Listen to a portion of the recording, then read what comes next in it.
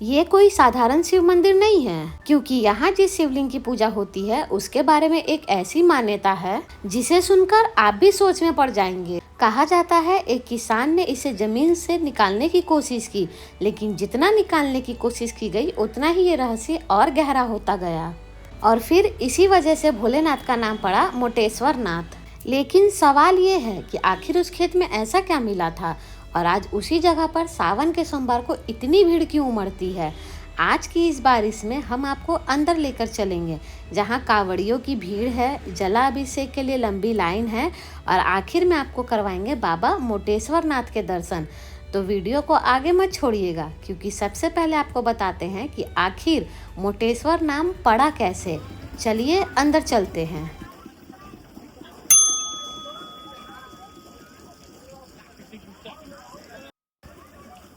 वैसे इस सावन मैंने अपने लिए एक छोटा सा चैलेंज लिया है, सावन के 4 सोमवार और 4 अलग अलग शिव मंदिर के दर्शन। पहले सोमवार को आपको मैंने अपने घर के पास वाले भोलेनाथ के मंदिर के दर्शन करवाए थे।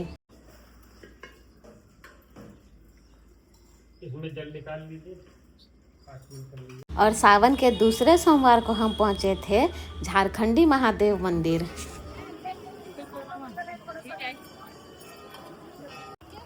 और आज सावन के तीसरे सोमवार को हम आ गए हैं पिपराइच के बाबा मोटेश्वर नाथ के दरबार में। अब चौथे सोमवार को भोलेनाथ हमें कहाँ बुलाते हैं ये अभी मुझे भी नहीं पता है, तो वो तो अगले सोमवार को ही पता चलेगा। तो फिलहाल चलते हैं बाबा मोटेश्वर नाथ के दरबार की तरफ। जिस वक्त हम यहाँ पहुँचे उस वक्त बहुत जोर की बारिश हो रही थी।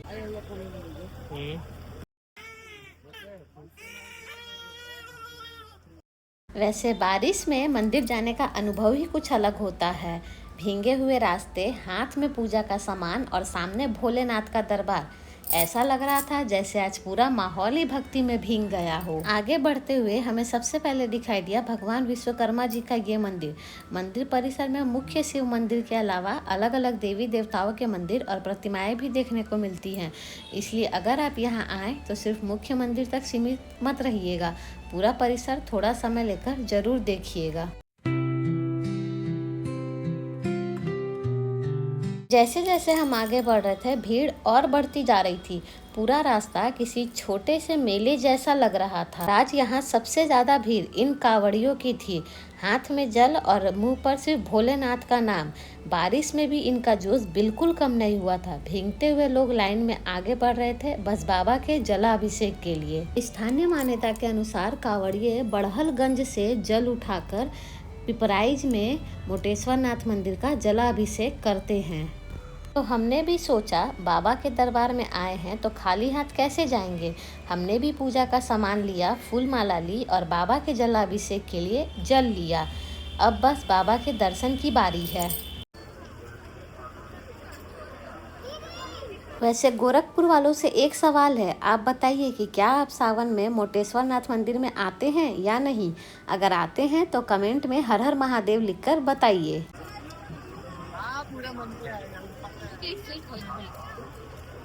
अंदर जाने से पहले आप मुझे एक बात बताइए, आपके हिसाब से मोटेश्वर नाथ नाम क्यों पड़ा होगा। क्या शिवलिंग के आकार की वजह से या इसके पीछे कोई और कहानी है। आप अपना जवाब कमेंट में लिखिए और चलिए अब अंदर चलते हैं, देखते हैं असली कहानी क्या है।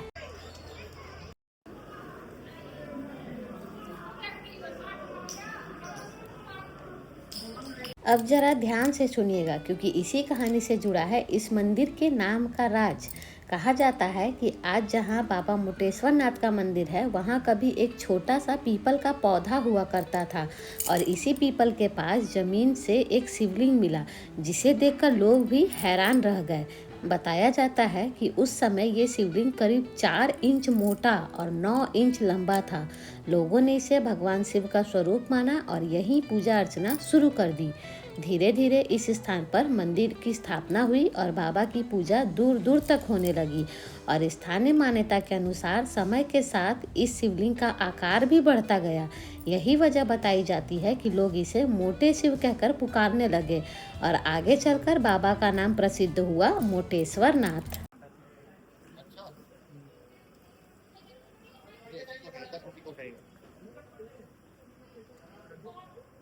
चलिए चलिए।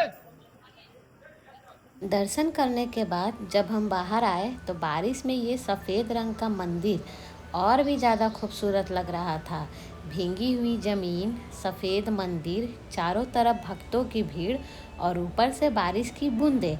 सच कहूँ तो कैमरे में जितना खूबसूरत लग रहा है, सामने से उससे कहीं ज़्यादा अच्छा माहौल था।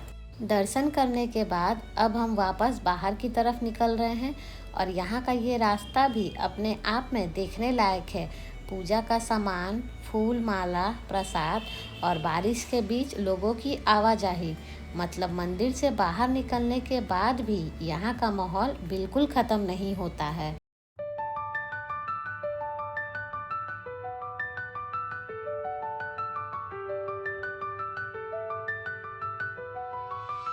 मंदिर के पास ही आपको एक छोटा सा जलाशय भी देखने को मिलता है। बारिश के मौसम में तो इसका नज़ारा और भी अच्छा लग रहा था। चारों तरफ हरियाली, पानी और ऊपर से बारिश।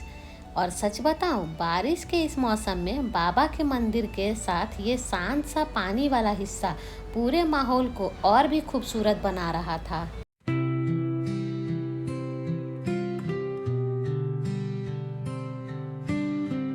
तो दोस्तों, आज का हमारा सावन का तीसरा सोमवार भी बाबा मोटेश्वर नाथ के दर्शन के साथ पूरा हो गया। बारिश थी, भीड़ थी, कांवड़ियों की आस्था थी, लेकिन बाबा के दरबार में आकर सच में मन बहुत अच्छा हो गया। अब आप मुझे एक बात बताइए, क्या आप कभी बाबा मोटेश्वर नाथ के दर्शन करने आए हैं?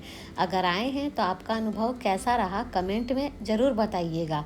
और अगर आपको मेरे साथ नई नई जगहों को घूमना, वहाँ की खूबसूरती देखना और उनके पीछे की कहानी और ख़ासियत जानना अच्छा लगता है, तो मेरे चैनल सीखा सफ़रनामा को सब्सक्राइब ज़रूर कर लीजिएगा। और हाँ, हमारे सावन के 4 सोमवार में से 3 सोमवार पूरे हो चुके हैं।